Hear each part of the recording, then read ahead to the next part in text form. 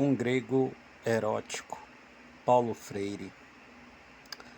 John Dewey usou o termo experiência para falar sobre o que nós chamaríamos, em alguns momentos, de vivência. Uma expressão bem freiriana. Dewey e Paulo Freire centraram suas atenções em experiência e vivência, respectivamente, porque viram a educação como algo que não poderia ficar restrito ao mundo das relações de ensino-aprendizagem como têm sido caracterizadas no ambiente escolar em um sentido estrito. Dewey, particularmente, e Paulo Freire o seguiu nisso, quis usar experiência para sintetizar as noções que havia aprendido com Hegel. Ou seja, experiência não só como o que se vive historicamente, mas também como o que se vive psicologicamente. Creio que se Dewey fosse brasileiro, ele não usaria experiência, usaria, como Paulo Freire, vivência. A vivência é aquilo que proporciona o caminho aberto para a educação. Por um lado, ela já é a própria educação. Por outro, abre a porta para os aperfeiçoamentos mais dirigidos da educação. A vivência tem a ver com o conjunto das relações educativas com que a cidade, com sua cultura, agarra o indivíduo nela inserido. O grego antigo poderia chamar isso, talvez, de paideia. A paideia tinha como base uma sociedade erotizada, ou seja, uma sociedade construída por atratividade entre seus membros. Atratividade amorosa, amor mesmo, efetivo, pois amor é isso, atração. Atenas foi uma cidade erótica, porque Eros, o amor, era um deus da origem do mundo grego. Assim, viver no mundo grego, isto é, ter a vivência de ser cidadão grego, era se educar em condições eróticas. Os gregos ensinaram a todos que seria uma tolice imaginar um povo educado e ao mesmo tempo deserotizado. Mais que uma tolice, seria uma impossibilidade. Ninguém seria, em uma cidade deserotizada, educado. Só a paideia educaria de fato alguém. Um instruído em determinada técnica talvez não fosse um educado. Uma pessoa educada não poderia ser um bárbaro, já que seria um grego atraído por outros gregos no conjunto da paideia, ou seja, no conjunto da vivência amorosa do povo de uma cidade. A cidade grega era, antes de tudo, uma vivência amorosa, um desdobramento da vida impulsionada pelo destino posto por Eros. Em determinado momento, nós, ocidentais, tentamos descartar essa herança. Tornamo-nos cristãos. Talvez, em grande parte, tenha sido essa ruptura com tal cultura clássica que levou a nós, brasileiros, já nascidos sob a ressaca da orgia cristã, a não sabermos usar de Paulo Freire. Publicamos tanta coisa de pedagogia, mesmo já sabendo quase tudo que precisávamos nos livros de Paulo Freire. Não podemos ou não pudemos nunca o entender, pois Paulo Freire falou do amor e nós nunca conseguimos entender essa palavra.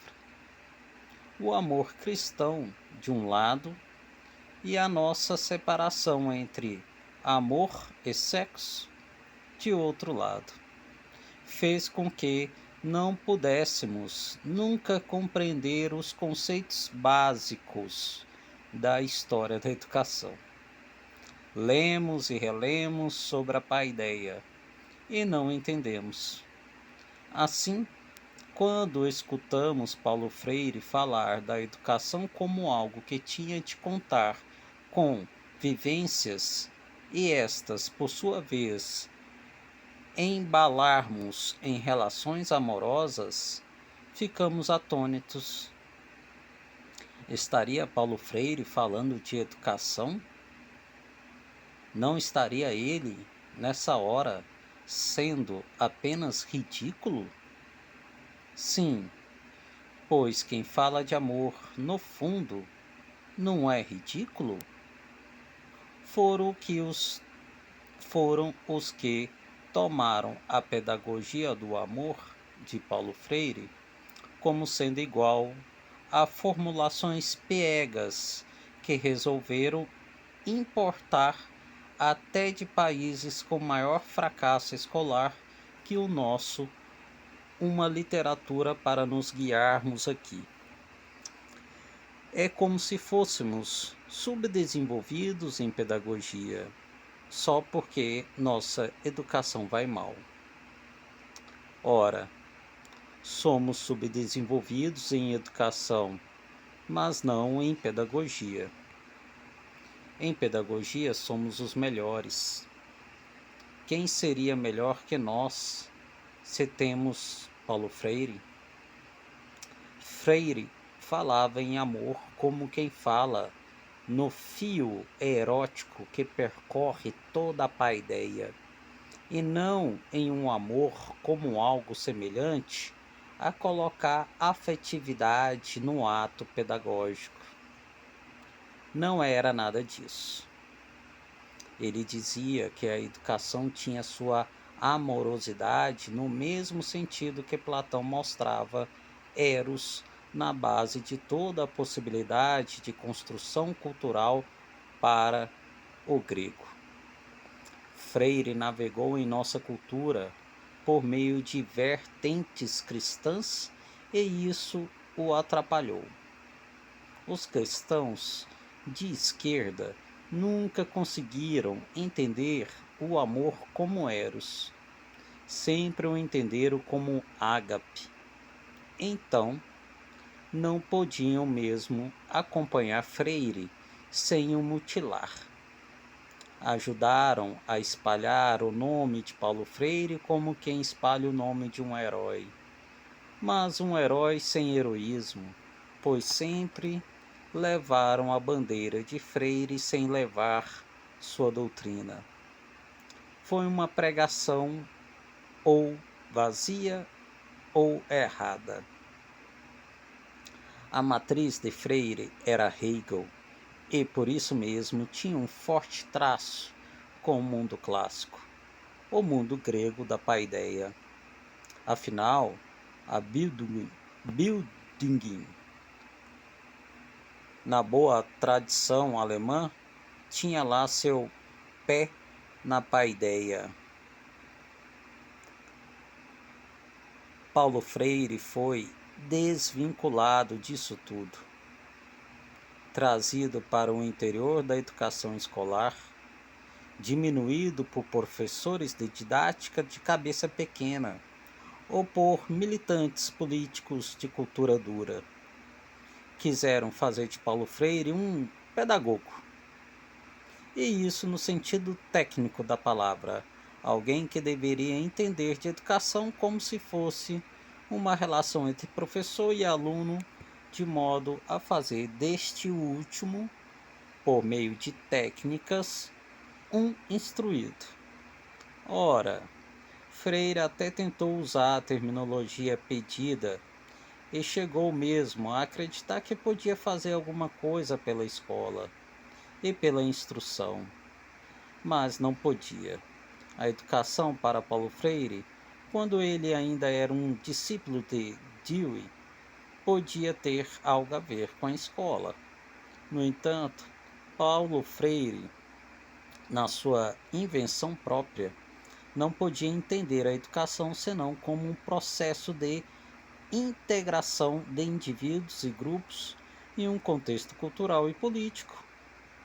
Político, no caso, de polis, ou seja, das relações de poder internas à cidade.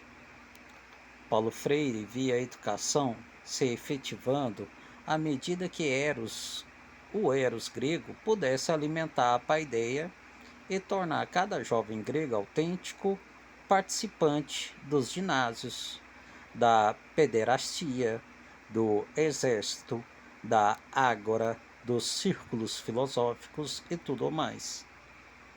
Vivência era o caminho para tal. Ela estava relacionada à paideia. Vivência escolar, no sentido de se estar preso em uma caixa de tijolos. Era algo pobre demais para ser vivência. Paulo Freire deveria ter sido entendido como um filósofo da educação, talvez um antropólogo militante, ou melhor ainda, um utopista louco, pois, no limite, é isso que é um filósofo.